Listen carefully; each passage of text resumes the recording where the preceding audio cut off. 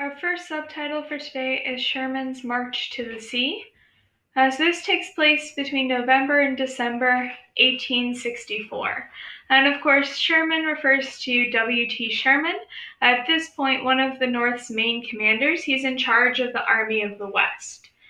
So he's kind of finished a lot of his campaigns in the West, and he starts moving farther east and farther to the south from where Grant and the Army of the Potomac are kind of distracting Lee.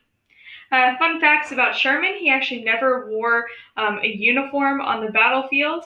He was beloved by the North and blamed the Southern elites for the whole mess of the war. And as a consequence of that, he wanted to punish them with total destruction of the South. So this really starts to bleed into total war. Now this is in parentheses, so if you already know what a total war means, you don't have to write down what's in the parentheses there. But if you don't know what that refers to, that means that the army is not only targeting the opposite army, the enemy army, but they're also destroying livestock and provisions and trying to totally rip away any desire for their enemy to continue the war.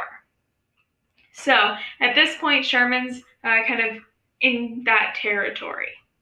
So a little bit before Sherman's March to the Sea, in September of 1864, Sherman takes over Atlanta in Georgia. And Atlanta was very important for the South. They had built up their industry largely in Atlanta, and in Atlanta was the intersection of 5 different railroad lines.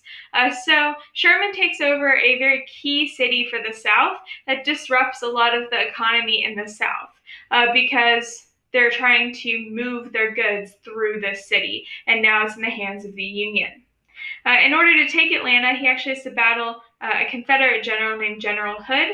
This is the guy, if you remember, in the Battle of Gettysburg, he lost an arm, and then up until this point, he's also lost his 2 legs, so he gets tied to his horse in order to fight Sherman.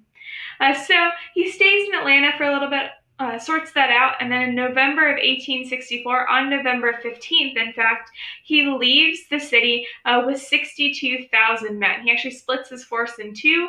The other part goes to kind of help Grant a little bit more and clean up some of the other areas. But he marches his 62,000 men across Georgia towards the sea. And he issues Field Order 120. And this tells his men to destroy all the property of the elites, everything belonging to the wealthy Southerners. Now, his men are specifically ordered to not touch anything belonging to a poor white farmer or just a poor white man or any African American, especially the slaves along the way. So they're only targeting the livelihood and the possessions of the wealthy in the South. Remember that Sherman thinks that they are the ones to blame. So he carves a path 60 miles wide across the South between Atlanta and Savannah, burning all sorts of things along the way, looting everything they can find, stealing livestock and property. Now, notably, they do not actually burn down any towns. They're burning down barns and things like that belong to these wealthy Southerners. And he arrives in Savannah right around Christmas time. There's some debate exactly when he arrives in Savannah, maybe somewhere between the 21st and the 25th. He arrives in the city of Savannah. And he sends a note to Lincoln, gifting him the city of Savannah as a Christmas present. Savannah was also an important town for the Southerners, so it's important that he takes over that as well.